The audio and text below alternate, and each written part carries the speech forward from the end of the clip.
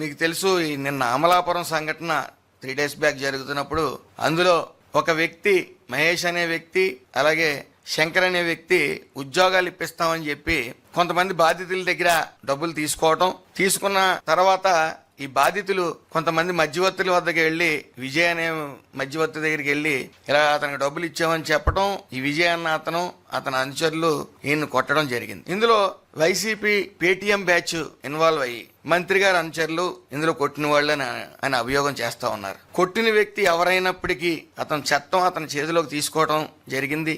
అతను కొట్టే అర్హత అతనికి లేదు. అయితే కొట్టడం వల్ల అతని ఏ శిక్ష అయినా సరే వేయమని చెప్పడం జరిగింది. అతనికి అసలు బయటకు వదలొద్దు, అతని వెనకాల ఎవరైతే ఉన్నారో అందరినీ కూడా బయటికి లాగండి. ఇందులో అలాంటి వ్యక్తుల్ని మన సభ్య సమాజంలో వెనువెంటనే వదిలేస్తే మళ్ళీ ఈ కులాంతరంగా గొడవలు జరుగుతాయని చెప్పడం జరిగింది.